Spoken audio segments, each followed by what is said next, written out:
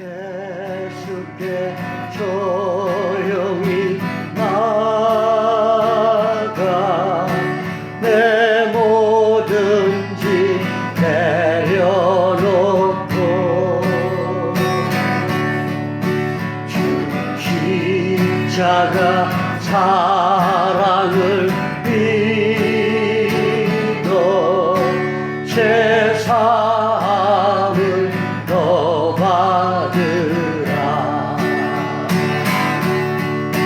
주 예수께 조용히 나가 내 마음을 쏟아놓으라. 그는 네 보시는 주니 큰 은혜를 베푸시니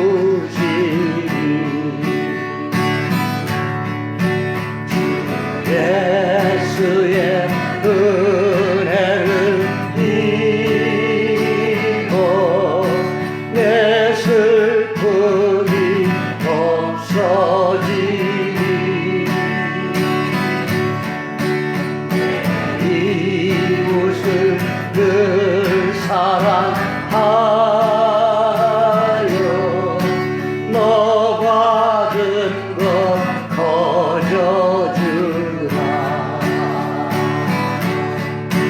주 예수께 조용히 나가 내 마음을 쏟아놓으라.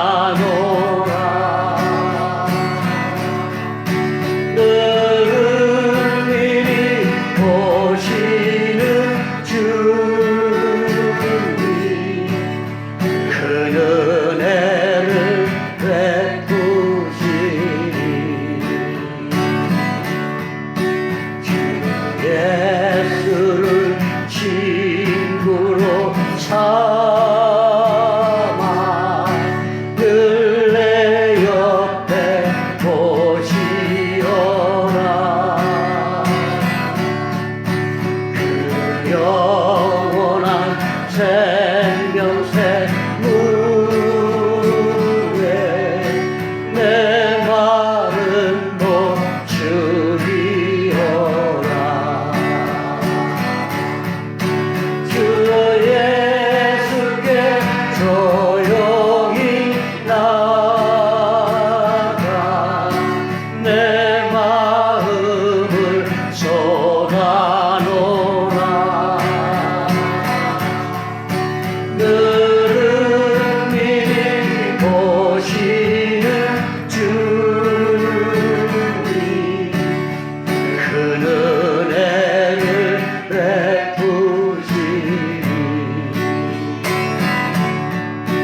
너 주님과 사귀어 살며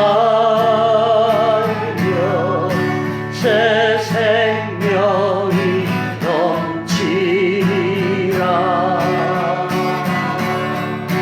주 예수를 찾는 이 앞에 참 밝은 빛 비추어라. 주 예수께 조용히 나가 내 마음을 쏟아놓으라. 늘은 미리 보시는 주님 큰 은혜를 베푸시니.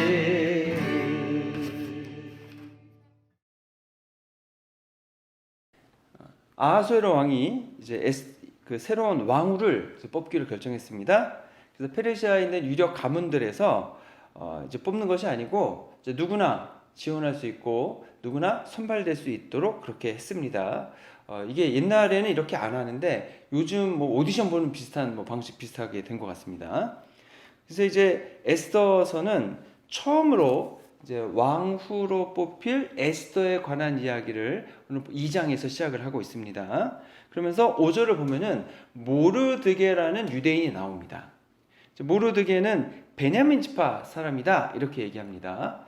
이스라엘 12지파가 있는데 북왕국 10지파와 남왕국 2지파입니다. 근데 남왕국 2지파의 지파가 유다 지파와 베냐민 지파입니다. 그러니까 모르드게는 베냐민 지파 사람이라고 하니까 남유다 사람입니다. 근데 그럴 수밖에 없는 게 이미 북이스라엘 10개 지파는 이제 북이스라엘 멸망할 때 BC 722년에 멸망하지 않습니까? 그러면서 이제 이민족들과 이제 그 아시리아의 그 혼인 융합 정책을 통해서 이제 이미 피가 많이 섞였죠. 그래서 586년에 멸망한 유다인 경우에 이제 그 사람들은 이제 바빌론의 통치에 의해서 이제 피를 섞는 정책을 펴지 않았기 때문에 자기의 그 혈통을 유지할 수가 있었습니다. 그래서 이제 모르드게가 베냐민 지파 사람인 것이 이해가 되는 겁니다. 북이스라엘 사람이라면 이게 이어지지 않는 거죠. 근데 모르드게가 기스의 증손이고 시므이의 손자고 야일의 아들이라라고 했습니다. 근데 이제 오늘 본문에 좀 이렇게 우리가 구분해야 될 게 뭐가 있냐면 느부갓네살이 예루살렘을 침공해서 유다 왕 여고냐와 백성을 사로잡혀 갈 때 같이 잡혀왔다 이렇게 적고 있거든요. 그런데 이제 여고냐 왕이 누구냐면 이제 남유다 19대 왕 여호야긴입니다. 여호야긴이 BC 597년에 포로가 돼서 바벨론으로 끌려갑니다. 그러면 에스더가 왕으로 뽑힌 것이 479년이니까 597년에서 497년이니까 120년 후거든요. 그러면 적어도 모르드게의 나이가 120살 이상이 돼야 됩니다. 이거는 좀 애매하죠. 그렇기 때문에 학자들이 이걸 어떻게 해석했나 봤더니 여호야긴 왕 때에 포로로 끌려온 사람은 모르드게가 아니라 모르드게의 증조 할아버지인 기스로 이해하는 겁니다. 그래서 이제 기스의 증손이요 이렇게 쭉 족보가 나오는 거죠. 그래서 개역개정은 모르드게라고 기록되어 있지만 현대인의 성경이나 다른 번역본에서는 기스가 끌려온 것으로 적고 있는 겁니다. 그래서 히브리어 원문에는 6절에 모르드게 이름이 나오지 않습니다. 그러니까 기스의 증손이라 그랬으니까 기스가 그때 끌려와서 아들을 낳고 그리고 모르드게는 이 바벨론에서 태어난 이제 유대인이 되는 겁니다. 이제 모르드게에게 사촌이 하나 있는데 그 이름이 에스더입니다. 에스더. 히브리어로는 하다사입니다. 하다사. 하다사는 도금향이라는 이제 나무의 이름인데 장막절의 감사와 평화의 의미로 이 나무를 사용했다고 합니다. 그래서 에스더는 샛별, 스타라는 뜻을 가지고 있는데 별처럼 아름답고 세상에서 두각을 나타내는 그러한 이제 존재로 얘기하고 있습니다. 더군다나 그것이 이제 외형적인 모습뿐 아니라 앞으로 유다 백성을 죽음에서 구원했기 때문에 별처럼 빛나는 그러한 이제 여인이 되는 겁니다. 나중에 이 절기가 따로 생길 정도로 아주 대단히 큰 이 사건이 되는 거죠. 그때 에스더의 역할이 크기 때문에 그가 샛별과 같이 반짝거리는 두각을 나타내는 것이 이제 되는 거죠. 근데 에스더의 처지는 참 딱합니다. 부모님이 죽고 홀로 살아가는 겁니다. 부모님이 왜 죽었는지 나오진 않습니다. 그런데 부모님 없이 자기 나라도 아니라 다른 나라의 포로로 잡혀간 나라에서 부모 없이 아무런 도움 없이 자란다는 것이 결코 쉽지는 않은 삶이었을 것 같습니다.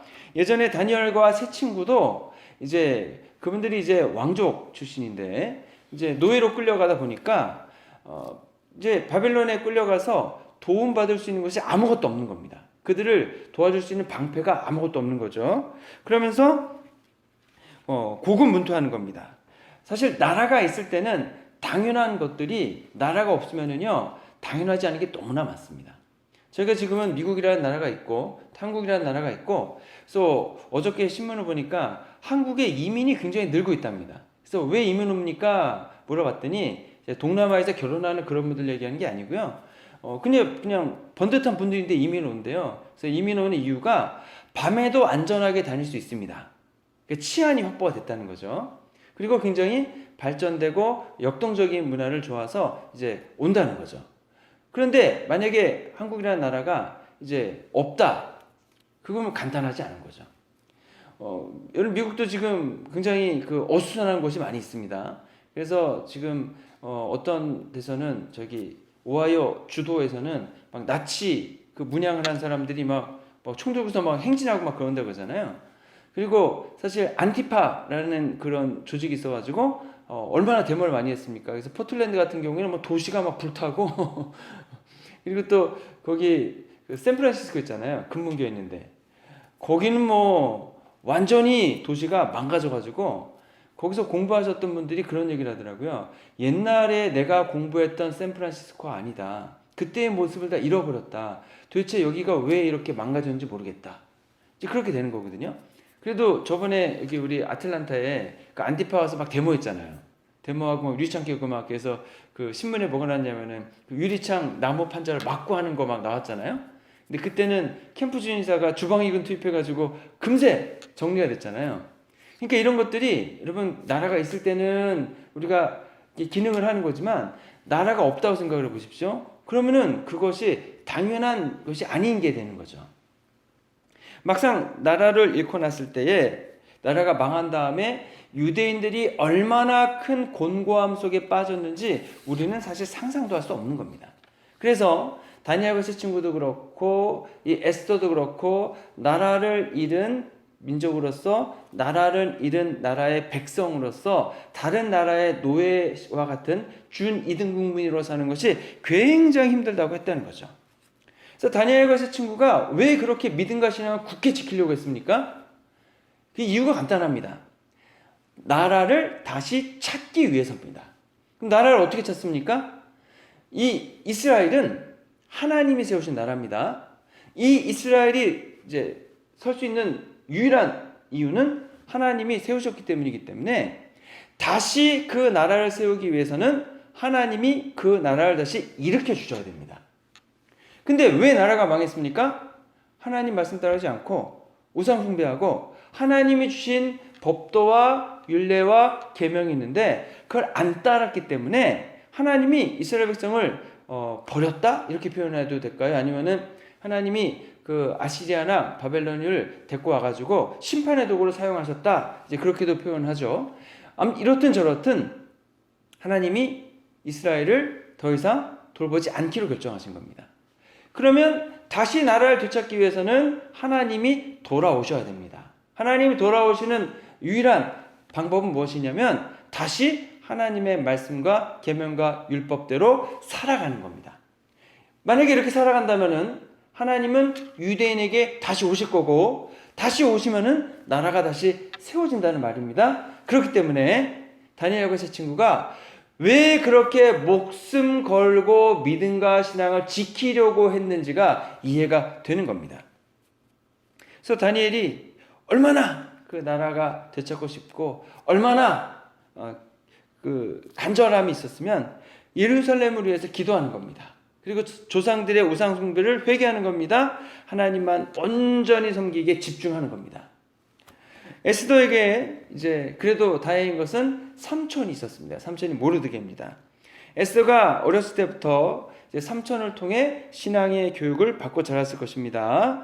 근데 이제 나중에 보면은 그 믿음과 신앙이 에스더가 견고하게 있었다는 걸 알 수 있는 것이 가만히 있어도 해를 당하지 않는 상황에서 굳이 목숨을 걸고 동족인 유대인들을 구하러 나가는 것을 보면은 하나님을 향한 굳센 믿음과 신앙을 세워간 것이 분명합니다. 더군다나 나를 위해서 수산성에 있는 모든 유대인들이 3일 동안 금식하며 기도해 달라라고 부탁한 걸 보면은 요청하는 걸 보면 에스더 자신이 금식하며 기도하며 그리고 목숨을 이제 내놓으면서까지 그 일을 감당할 만큼 믿음의 사람으로 성숙해 있다는 것을 알 수 있는 겁니다. 그리고 또 이제 에스더가요 굉장히 지혜롭습니다. 나중에 제가 이어보겠지만 하만을 대적하는 방법을 보면 왕궁의 법도나 사람의 심리나 자신의 처지나 자신의 능력을 너무 잘 알고 있고 그것을 잘 활용해서 계획을 세워가지고 그 적절한 방법으로 대처하고 있다는 겁니다. 그렇기 때문에 외모도 아름다울 뿐 아니라 대단히 지혜롭고 총명할 뿐 아니라 사태를 바라보는 정확한 눈과 담대함까지 가지고 있는 여인이 애써라는 것을 알 수 있습니다. 그런데 그 모든 것은 에스더 혼자 갖췄다기보다는 삼촌 모르드게에 의해서 양육되었다라고 보는 것이 맞을 것이고, 그리고 궁극적으로는 하나님께서 에스더를 직접 키워주셨다라고 볼 수밖에 없는 겁니다. 에스더에게 아버지 어머니가 없기 때문에 하나님의 아버지의 역할, 어머니의 역할을 잘 감당하면서 에스더가 하나님의 일꾼으로, 자녀로, 하나의 신앙인으로 성장할 수 있도록 직접 돌보시는 겁니다. 그래서 지혜도 주시고 명철도 주시고 동족을 사랑하는 마음도 주시고, 이걸 다른 말로 하면 뜨거운 애국심을 주시고, 무엇보다 하나님이 원하시는 일을 위해 자신의 목숨을 내놓을 수 있는 그런 담대한 신앙을 갖추도록 돌봐주시는 겁니다. 그래서 사실 우리가 부모가 되어서 자녀들에게 줄 수 있는 것이 많이 있지만, 여러분, 모든 것을 다 해주는 것도 좋습니다. 그리고 자녀들이 뭔가를 꿈을 이루기 위해서 마음껏 우리가 이제 여러 가지를 공급해주고 도와주는 것도 좋죠. 그런데 가장 중요한 것은 하나님의 자녀가 되도록 이끌어주는 것이 가장 좋습니다. 왜냐하면 내가 아버지로서, 어머니로서 아이들 돌봐주는 것도 좋지만, 사실 저희들이 아이들 죽을 때까지 돌볼 수는 없잖아요. 저희가 먼저 죽을 확률이 높죠. 그리고 저희들이 사실 미국에 살면서 우리가 안타까운 것 중 하나가, 여기 우리가 기반이 없잖아요. 기반이 없어요. 어떤 기반이냐면, 미국 사람들은 벌써 400년, 300년 그렇게 살면서 가문이 쭉 있잖아요. 그래서 대통령도 무슨 가문에서 나오고 그러잖아요. 근데 우리는 이제 이민 와가지고 가문이랄 게 있나요? 그렇다고 해서 물려받는 땅이 있나요? 아니면 우리가 여기서 인맥이 있어가지고 어떤 일이 있을 때 쫙 모여가지고 그런 게 있나요? 사실 아무것도 없거든요. 그러면 저희들이야 그냥 살지만, 우리 한국 사람끼리 모여 살지만, 사실 우리 아이들은 미국 문화권에서 미국 아이들과 같이 살지 않습니까? 그러면 이 아이들이 사실 아무 기반 없이 자기들 혼자서 힘으로 이 미국 사회에서 버티고 이 미국 사회에서 진출해 가는 거거든요.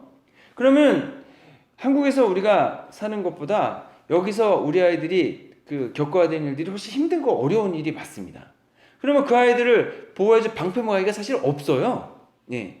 그냥 우리 아이들 중에서 걔도 신문 나는 애들은 자기들 똑똑해서, 그래서 어제도 신문 기사 난 게 LA에서 최연소 변호사가 나왔다, 할렐루야 그렇게 돼 있더라고요. 교회 다니는 분인가 봐요. 오빠가 최연소로 됐는데 그 동생이 오빠보다 더 한 살 적게 또 변호사가 됐다. 근데 그거는요 다 자기들이 똑똑해서 된 거지, 부모님들이 이렇게 많이 도와준 게 아니고, 걔들이 앞으로 법 쪽에 나가서 일할 때는 여러분 한국인으로서 도움받을 데가 없습니다. 자기들 그냥 혼자서 다 이제 감당해 나가야 되는 거죠. 그랬을 때에 우리 한국 부모님이 있다 하더라도 도움이 안 되고, 그때에 정말 그 아이들을 이끌어 줘야 되는 분은 사실 하나님이십니다. 하나님이 그 길을 열어주셔야 되고, 하나님이 도와주셔야 되고, 하나님이 세워주셔야 되는 거죠. 그렇기 때문에 저희들이 우리 아이들에게 좋은 신앙과 믿음을 세워주기 위해서 굉장히 우리가 수고하고 노력하는 것이 필요하고, 근데 우리 자녀들이 내 마음대로 되면 좋겠지만 내 마음대로 안 되니까 저희들이 자녀를 위해서 기도해 주는 겁니다. 하나님께 또 아이들을 맡기는 거죠. 그래서 하나님이 우리 아이들을 어느 곳에서 무엇을 위해 사용하시든지 그걸 다 드릴 수 있는 우리가 준비를 해야 됩니다. 준비. 그래서 아이들이 예를 들어서 법대를 갔어요. 의대를 갔어요. 그러면 좋잖아요. 변호사 되고 검사 되고 판사 되고 그다음에 의사 되고. 근데 어느 날 아이들이 갑자기 엄마 아빠 드릴 말씀이 있습니다. 뭐냐 그랬더니 저 선교사가 돼서 아프리카로 가겠습니다. 여러분 그럼 어떻게 하시겠습니까? 도시락 싸들고 말리셔야죠. 야 그게 말이 되냐. 빚도 갚고 돈을 벌어야지. 그거는 잠깐 단기 선교를 갔다 오고 여기서 돈 벌면서 살아라 그러셔야겠죠. 근데 그게 아니고 하나님 앞에서 네가 헌신했고 하나님이 널 그곳으로 쓰기를 원하신다면 그래 가라 라고 말할 수 있는 준비가 우리가 이제 부모가 해야 된다는 겁니다. 자, 그랬을 때 사실은 하나님께서 우리에게 필요한 모든 걸 다 주실 수 있습니다. 건강도 주실 수 있고 나아갈 길도 열어주실 수 있고, 그 인생에 필요한 것들을 다 공급해 주는 거죠. 때로 저희들이 성공만 경험하진 않잖아요. 실수도 하고 실패도 경험합니다. 좌절도 하고 낙심도 합니다. 그때 일어설 수 있는 힘을 주님이 또 주시지 않냐고 하는 거죠. 또 우리가 조금만 잘 되면은요, 얼마나 또 교만해가지고 그냥 어깨 힘쫙 들어가서 야 내가 해가지고 이렇게 돼가지고 말이지 하면서 교만해 있습니까? 그때 누가 겸손하게 해줄 수 있습니까? 하나님이 끌어주실 수 있다는 거죠. 좋은 친구들, 좋은 스승들, 좋은 동료들 만나고 그 앞길을 선하게 이끌어가 주신 분이 하나님이십니다. 그리고 여러분 가장 중요한 건 뭐냐면, 여러분 악한 영들의 공격과 방해가 있을 때 그걸 누가 막을 수 있습니까? 사람이 무슨 힘으로 막습니까? 하나님이, 성령님이 역사해 주실 때에 그 악령이 물러가고 또 성령님의 거룩한 영이 도와주실 때에 거룩한 삶을 살아가게 되지 않습니까? 그래서 많은 사람들이 생각하기를 야 인맥을 갖춰야 된다 라고 얘기합니다. 그래서 뭐 누구를 찾아가기도 하고 만나기도 하고 모임에 들어가고 열심히 인맥을 쌓으려고 그러죠. 근데 여러분들 그 요즘 유튜브 같은 데 보시면은 인생의 비결 그런 거 이제 치면은요 뭐라고 나오냐면 인간관계 많이 만들 필요 없다. 그 인맥이 그게 도움이 되는 게 아니다. 그런 것들이 요즘 많이 뜨더라고요. 그런데 여러분 그 인맥이라는 게 내가 만드는 인맥은 별로 도움되지 않을 수 있습니다. 하지만 하나님이 붙여주시는 인맥은요 굉장히 큰 도움이 되는 거죠. 그래서 어떤 분들은요 그 인맥을 만들기 위해서 가서 아부하고 막 그러는데 하나님은요 그렇게 하지 않으십니다. 하나님은 어떻게 하십니까? 필요한 사람을 만날 수 있도록 보내주시는 거죠. 저희가 요셉 같은 경우도 보면은 어떻게 됐습니까? 요셉이 보디발을 만나고 싶어 만난 게 아니잖아요. 보디발을 만나게끔 하신 거죠. 또 여러분 엘리사가 엘리야를 만나고 싶어 만난 게 아니죠. 하나님이 엘리야를 엘리사에게 보내신 겁니다. 그래서 우리가 하나님이 원하시는 그 사람들을 하나님이 만나게 붙여주시는 거라고 하는 것을 이해해야 됩니다. 그랬을 때에 이 모든 것을 우리가 무슨 수로 여러분 미국 사회에서 무슨 수로 뭐 유력자들을 만나서 뭐 만나게 해주고 그러겠어요. 그게 안 되니까 우리는 뭘 기대하냐면 우리 아이들이 하나님께 쓰임 받기를 기대하고 하나님께 붙들림 받아서 하나님 원하시는 믿음의 일을 감당하는 일꾼들 되길 바라고 다 주님께 그 권한을 아이들에게 대한 권한도 내어드리는 겁니다. 그럼 하나님께서 우리 아이들을 핸들해 가시는 거죠. 이끌어 가시는 거죠. 근데 지나고 나면은 우리가 도와준 것보다 우리 아이들을 하나님이 직접 돌봐줘 가시는 것이 나중에 보면은 우리 아이들이 훨씬 더 잘 돼 있는 것을 저희들이 발견하게 될 줄로 믿습니다. 이제 페르시아 이제 드디어 왕후 선발 대회가 시작이 됐습니다. 처녀들이 도성에 이제 수산에 모이는데 어떤 학자에 의하면은 한 400명 정도 모이지 않았겠느냐 이렇게 얘기합니다. 400명. 페르시아의 명망 있는 가문들이 모두 참석했을 것이고 또 지방의 이제 속국들 거기서도 다 참석했을 것입니다. 그럼 이제 아마도 유대 지방에서도 참석하지 않았을까? 사마리아 지방에서도 보내지 않았겠어요? 거기서도 왔겠죠. 근데 이제 에스더도 이때 왕궁으로 가는 겁니다. 그러면서 선발대회에 참석을 하는 건데 자세한 정황은 나오지 않습니다. 근데 에스더가 본인이 원해서 간 건지 아니면 너무 아름다워서 그냥 선발이 된 건지 알 수는 없지만 근데 이제 별로 참여하고 싶지는 않았을 수 있습니다. 또 굉장히 참여할 수는 하고 싶어 했겠지만 왜냐하면 과정을 보면 이렇습니다. 왕을 만나기 이전에 1년 동안 몸치장을 합니다. 그리고 1년 동안 왕궁의 법도를 배우겠죠. 그 다음에 왕을 만났을 때에 왕이 마음에 들어하면은 다시 왕에게 나갈 수 있고 마음에 들어하지 않는다 그러면은 왕이 머무는 왕궁이 아니라 별궁에서 평생 혼자 살아야 됩니다. 그러니까 왕 딱 한 번 만나고요. 불러주지 않으면 평생 생가부가 돼서 사는 거예요. 이게 뭐 그렇게 좋아 보이진 않지 않겠습니까? 예. 왕궁에 산다 그래가지고 뭐 평생 혼자 산다면은 그거 좀 그렇죠. 그러면은 왕후가 되려면은 400여 명이 만약에 지원했다 그러면은 400명을 꺾어야 되는 거잖아요. 그게 가능성이 얼마나 되겠느냐? 거의 없는 거죠. 뭐 1%도 안 되니까. 그런데 더군다나 어려운 건 뭐냐면 이제 페르시아의 모든 유력 가문들이 다 나오지 않겠습니까? 자기 보내지 않았겠습니까? 근데 에스더 같은 경우에 부모님도 없고, 더군다나 민족 자체가 페르시아를 이렇게 5가문이 이렇게 돌보고 있다 그랬는데, 그 5민족이겠죠. 거기에 들어가지도 못하는 거고, 아무도 도와줄 사람이 없는 거예요. 그러면 여러분 그게 되겠냐는 거죠. 다른 후보들은 가문의 전폭적인 지지를 통해서 외모를 가꾸는 각종 화장품을 공급받았고, 더군다나 여러 인맥을 총동원해서 궁궐에 있는 사람들에게 손을 쓰지 않았겠냐고 하는 겁니다. 근데 부모도 없는 에스더가 그거를 감당할 수 없는 거죠. 그러니까 객관적인 상황으로 봐서는 될 가능성은 없다라고 봐도 되는 겁니다. 그런데 에스더가 왕후가 되는 거는요, 전적인 하나님의 역사하심이라고밖에 해석할 수가 없는 겁니다. 그래서 하나님이 움직이시는 겁니다. 하나님이, 여러분, 부모님이 도와주시지 않는다 할지라도 천지 만물을 창조하신 하나님이기 때문에 하나님 백을 가지는 것이 가장 좋은 백이라고 하는 거죠. 그래서 에스더가 이제 나갔더니 놀라운 돌보심이 있기 시작하는 겁니다. 아무런 인맥이 없는데 헤게라는 사람의 눈에 듭니다. 헤게라는 사람이 누구냐면 이 왕궁 선발 대회를 주관하는 사람입니다. 그러면 각 가문에서 그 헤게에게 손을 쓰기 위해서 얼마나 치열하게 여러분 로비를 했겠냐고 하는 거죠. 그런데 그런 로비를 해서 헤게의 눈에 누가 들어오는지 모르겠지만 에스더는 그런 게 없음에도 불구하고 헤게의 눈에 들었다고 하는 거죠. 이걸 어떻게 이해할 수 있는가? 예전에 여러분 요셉도 보디발의 눈에 들지 않았습니까? 그리고 요셉이 왕궁에서 왕궁 감옥에서 일을 할 때도 그 돕는 손길에 의해서 거기서도 이제 주목이 돼가지고 그 감옥의 모든 대소사를 다 요셉이 처리하잖아요.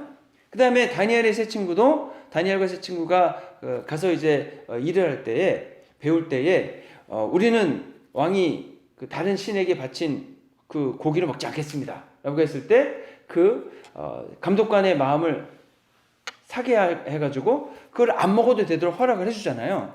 이렇듯 하나님의 사람들에게는 하나님이 붙여주는 사람이 있다는 거죠. 그래서 에스더에게도 몸단장을 할 수 있는 모든 물품과 일용품을 제공해주고 7 국녀까지 줘서 후궁의 아름다운 처소까지 주게 해서 에스더가 다른 사람들과 똑같이 잘 준비할 수 있도록 해주는 겁니다. 근데 이거를 어떻게 이해할 수 있는가? 그럼 헤게는 왜 에스더를 그렇게 선택을 했는가? 이제 주석책이 이렇게 있다 보니까 어떤 분이 이런 설명을 해놨더라고요. 이제 에스더가 아무것도 하지 않았는데 그냥 거저 주어졌다라기보다는 아마 히브리어 단어를 보면은요, 에스더가 헤게에게 은혜를 받은 게 아니고 은혜를 얻어낸 것으로 해석하는 것이 적절하다 이렇게 표현했습니다. 그러니까 에스더가 헤게를 통해서 그냥 거저 받은 게 아니고 헤게가 에스더를 주목할 수 있도록 보고 에스더가 여러 가지 일들을 통해서 헤게의 마음을 사게 되는 것이다 이렇게 설명을 하는 거죠. 그래서 이제 그분은 어떻게 설명해놨냐면 에스더는 부모 없이 혼자 살아야 됩니다. 그러니까 일찍 처리된 거죠. 우리말로 표현하면. 그래서 에스더는 이제 여러 가지 사람이 사는 여러 가지 관계나 그리고 어떤 일의 대처나 그런 것이 되게 적극적이고 능동적으로 펼쳐진다고 하는 겁니다. 근데 이제 그 당시는 가부장적 제도니까 다른 고위 백관들의 자제들은 집안에서 시키는 대로만 하는 거잖아요. 그리고 또 여자는 이래야 된다는 틀 속에서 자라는 거잖아요. 그렇기 때문에 수동적이고 뭔가 진취적이거나 그러한 입장이 있지 않았다는 거죠.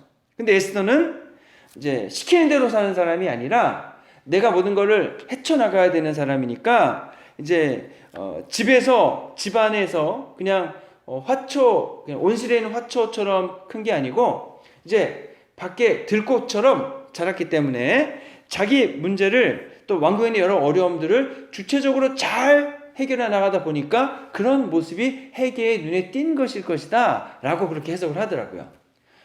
이게 진짜인지 아닌지 몰라도 굉장히 의미가 있는 해석이라고 보여지는 거죠. 물론 하나님이 에스더와 함께 하시면서 이제 하나님은 앞으로 일어날 일 아니까 저는 그렇게 생각합니다. 하나님이 에스더의 살아오는 과정을 통해서 이 왕궁에서 꼭 필요한 헤게의 눈에 들만한, 그리고 앞으로 유대인들을 살릴 수 있는 그러한 여러 가지 자질들을 갖출 수 있도록 양육하셨다. 다른 말로 하면은 이제 뭐 남자분인 경우에는 단련하시다. 다윗같이 그렇게 단련하시는 거죠.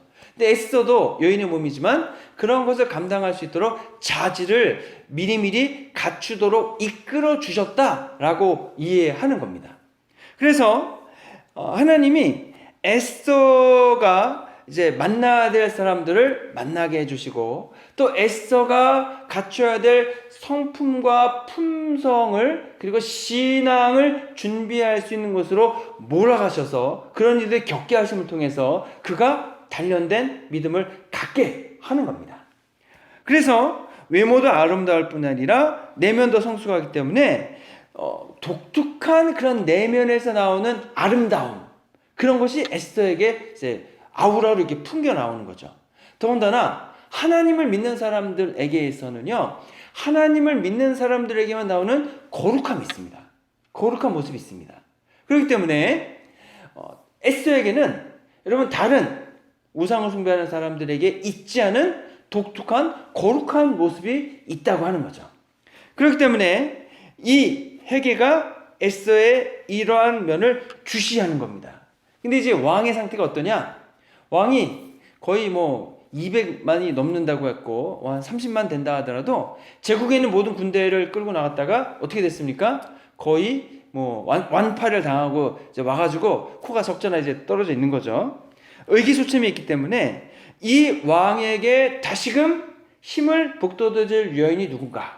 겉모습만 아름다운 여인, 집안만 좋은 여인, 그런 여인으로는 이 왕을 다시금 힘을 주고 다시금 일어나서 제국을 다스리게 하기가 어렵다라고 아마 헤게가 판단하는 겁니다. 그랬을 때에 에스더가 가지고 있는 그런 당찬 모습, 자신의 인생을 스스로 열어가는 모습, 그리고 하나님이 함께 하시는 모습, 그리고 하나님이 주시는 섬기는 사람이 가지고 있는 그 신실함과 거룩함, 그런 모습을 가지고 있는 에스더가 단박에 눈에 들어왔을 거라고 하는 겁니다. 그러면 이러한 모습이 왕에게 꼭 필요한 사람으로 비춰지는 거고, 실제로 그러한 사람이 왕에게도 필요한 겁니다. 그래서 하나님이 이 모든 과정을 주권적으로 전적으로 주관하고 계시는 겁니다. 주관하고 계시는 겁니다. 그때는 모릅니다. 에서가 자랄 때에 부모님이 없으니까 얼마나 힘든 삶을 살았겠어요. 부모님이 없어서 삼촌 손에 컸다고 하지만 삼촌은 아빠가 아닙니다. 그리고 삼촌도 남자이기 때문에 엄마가 아닙니다. 그럼 에스더가 여자아이로서 여인으로 성숙해가는 과정 가운데 역할 모델도 없고 많은 어려움이 있는 거거든요. 그때는 모릅니다. 왜 내게 이런 고난이 있는가? 왜 이런 어려움이 있는가? 하지만 지나고 나서 하나님의 역사하심이 있은 다음에 뒤돌아 볼 때에 그때 그런 일들이 이래서 있어야 됐구나. 그때 그런 일들을 통해서 하나님이 하려는 건 이런 것이었구나. 그때 일들이 다 의미 없는 것이 아니었구나라는 것을 나중에 깨닫게 되는 거죠. 근데 중요한 건 뭐냐면 그 과정 가운데 어떠한 일이 있든지 여러분 우리가 한 가지는 꼭 지켜야 되는 게 있습니다. 그것은 하나님을 믿는 믿음과 신앙입니다. 우리가 훈련과 연단을 받고 있어요. 근데 거기서 우리가 신앙과 그 믿음을 포기한다면은 어떻게 하겠습니까? 하나님은 이제 실망하시고 그냥 내버려 두시는 거죠. 왜냐하면은 이런 일을 하기 위해서는 이러이러한 자질을 갖추기 위해서 열심히 훈련하고 계신데 나 안 합니다 그러는 거잖아요. 더 이상 하나님 따르지 않겠습니다 그러면 하나님께서 어떻게 하세요? 더 이상 쓰실 수가 없는 거죠. 이 일을 위해서. 그러면 어떻게 합니까? 이 사람은 그냥 평범한 삶을 살도록 이렇게 내버려 두고, 그러면 이제 고난이 없어지니까 이 사람은 얼마나 좋은지 몰라요. 야, 이제 나에게 이런 고난이 없어졌으니까 좋다, 편안하다, 하나님 잘 믿고 섬겨야지, 이렇게 얘기할지 모르겠지만 하나님 입장에서 볼 때는 이 일을 감당할 수 있는 사람은 아니라고 하는 거죠. 그러면 이 일을 감당할 수 있는 다른 사람을 선택하셔서 그를 또 훈련시켜 나가는 겁니다. 대표적인 예가 사울왕과 다윗이잖아요. 사울을 선택했습니다. 그에게 능력을 주셨습니다. 왕이 됐습니다. 근데 아니야. 그러니까 어떻게 합니까? 다윗을 다시 선택하셔서 훈련하시는 거예요. 훈련. 다윗이 못하겠습니다. 도망가면 어떻게 하겠습니까? 다른 사람부터 선택하셔서 훈련시키셨겠죠. 그렇게 해서 이스라엘 세우시는 겁니다.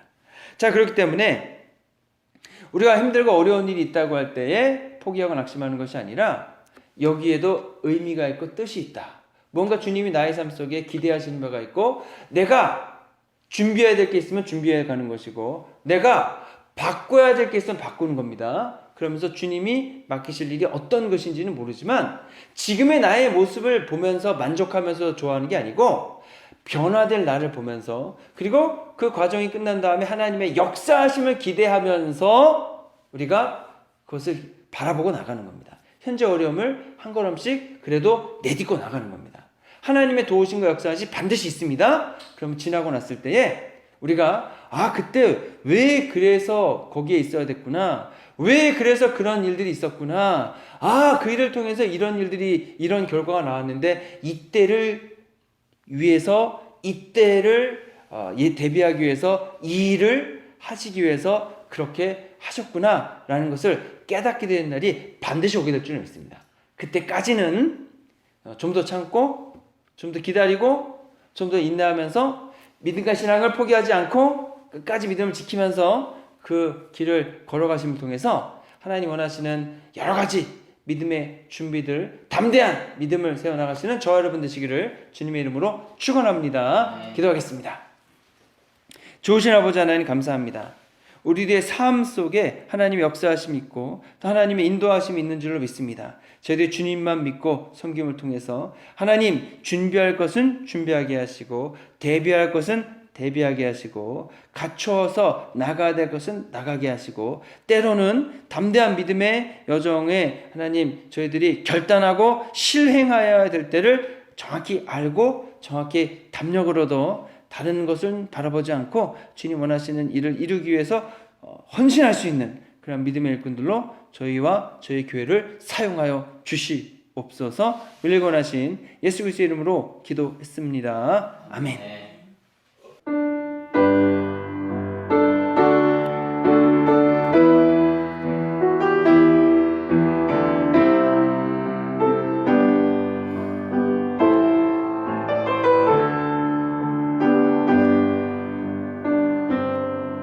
철저히 무너진 삶 속에서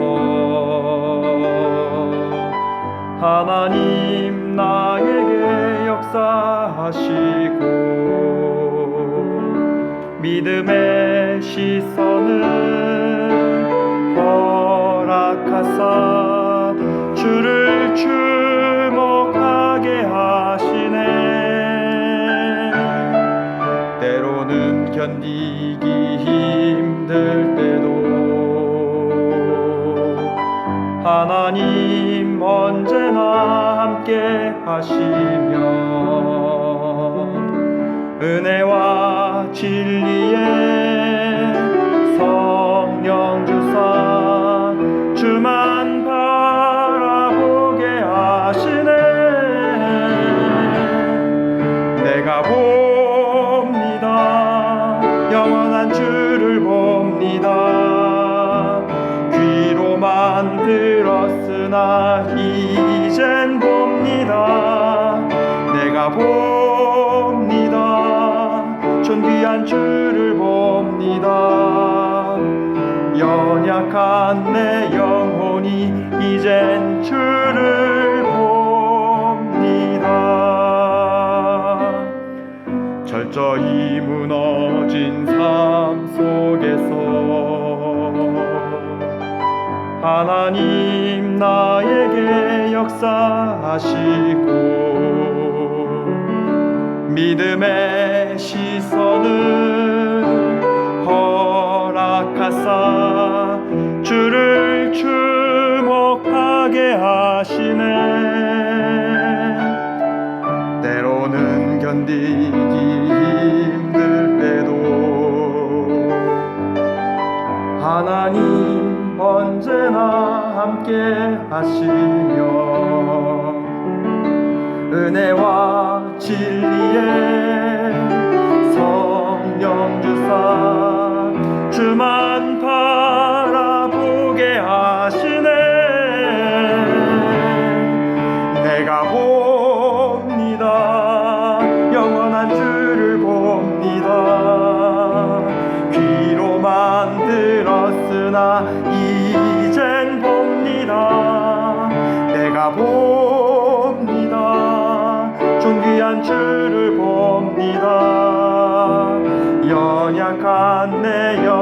영원히 이젠 주를 봅니다.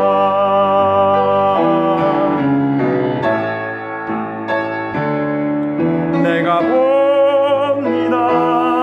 영원한 주를 봅니다. 귀로만 들었으나 이젠 봅니다. 내가 봅니다. 존귀한 주를 봅니다. 연약한 내 영혼이 이젠 주를 봅니다. 내가 봅니다. 영원한 주를 봅니다. 귀로만 들었으나 이젠 봅니다. 내가 봅니다. 존귀한 주를 봅니다. 연약한 내 영혼이 이젠 주를 봅니다.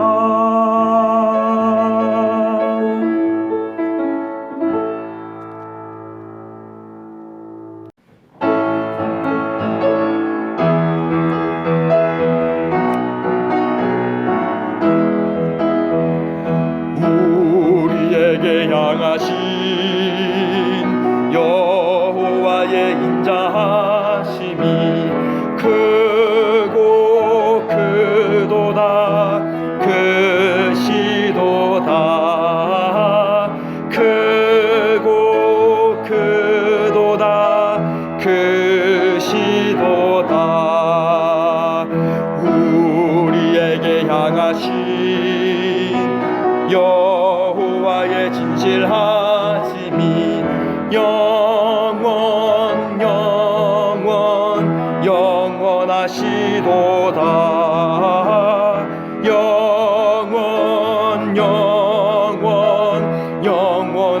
영원하시도다. 우리에게 향하신 여호와의 계획하심이 놀랍고 놀랍다. 놀라우시도다. 놀랍고 놀랍다.